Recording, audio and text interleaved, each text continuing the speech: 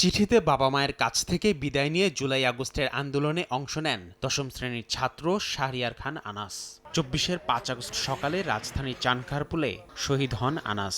ওই দিন আইন শৃঙ্খলা বাহিনীর গুলিতে শহীদ হন আরও ৫ জন। অভ্যুত্থানের পর ১৪ জুলাই এই হত্যাকাণ্ডের বিচার শুরু হয় আন্তর্জাতিক অপরাধ ট্রাইব্যুনালে। অভিযুক্ত করা হয় সাবেক ডিএমপি কমিশনার হাবিবুর রহমান সহ ৮ জনকে। এদের মধ্যে ৪ পুলিশ সদস্যকে গ্রেফতার করা হয়। পলাতক রয়েছেন হাবিবুর রহমান ও সুদীপ কুমার চক্রবর্তী সহ ৪ পুলিশ কর্মকর্তা।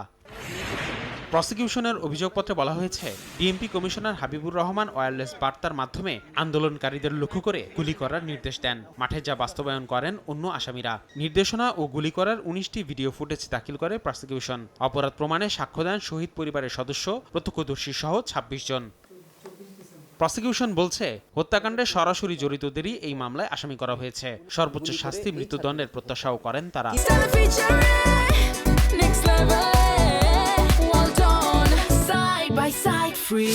কিভাবে তাদের উপরে তাদের সুপিরিয়ররা আন্দোলনকারীদের উপর চাইনিজ রাইফেল ব্যবহার করে গুলি করতে প্রেসার ক্রিয়েট করে, গুলি করতে অস্বীকৃতি জানানোর পরে তাদেরকে কিভাবে গালাগালি করে, হুমকি দেয়। প্রসিকিউশন তাদের মামলা প্রমাণ করতে সক্ষম হয়েছে এবং প্রত্যেকেই এই আইনের সর্বোচ্চ শাস্তি মৃত্যুদণ্ড পাবে বলে প্রসিকিউশন প্রত্যাশা করে। আসামি পক্ষের আইনজীবীর দাবি, পুলিশ সদস্য হিসেবে সরকারের আদেশ পালনে বাধ্য ছিলেন তারা।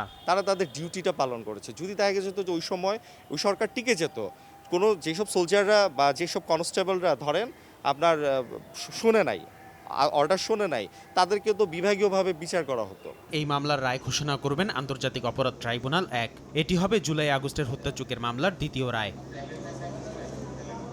আসিফ মোহাম্মদ সিয়াম, সময় সংবাদ, ঢাকা।